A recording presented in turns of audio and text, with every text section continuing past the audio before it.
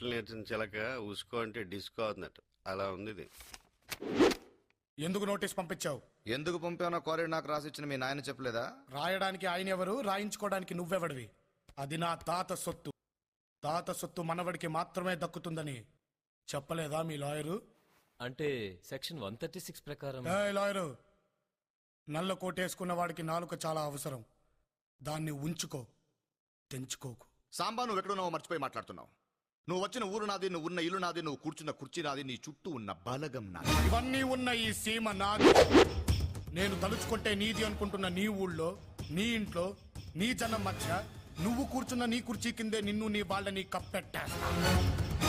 నోటీసులు గేటిస్లు అంటూ పిచ్చి పిచ్చి వేషాలు లేకుండా బుద్ధిగా బతుకు, లేకపోతే బూడిదైపోతావు. వస్తా. రాయ్ సాంబా, నీ తల తీసి నా ఇంటి గుమ్మానికి కట్టకపోతే నా పేరు పాసు. నా ముందు తొడగొడితే తొడ మెడ రెండూ నరికేస్తా. తెంచు, తెంచు. పద్ధతి మార్చుకోమని ఒక్కసారి చెప్పా, రెండోసారి చెప్తున్నా, మూడోసారి చెప్పను, చంపేస్తా.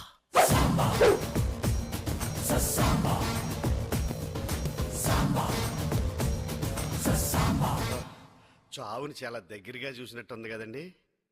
మీరు అలా కోపంగా చూసి కవర్ చేయకండి, మీరు దడెత్తిపోయారు. ఎవరు చేసే పని వాళ్ళు చెయ్యాలి. మనకి ఎందుకండి తొడగొట్టాలి, అవి నేను నెప్పెడుతుంది తప్ప. ఇంకా నయం, వాడు దించమనగానే దించారు కాబట్టి సరిపోయింది. లేకపోతే ఆ మస్తాన్ గడి మటన్ కొట్టులో ఎలాడుతుండేది మన తోడ.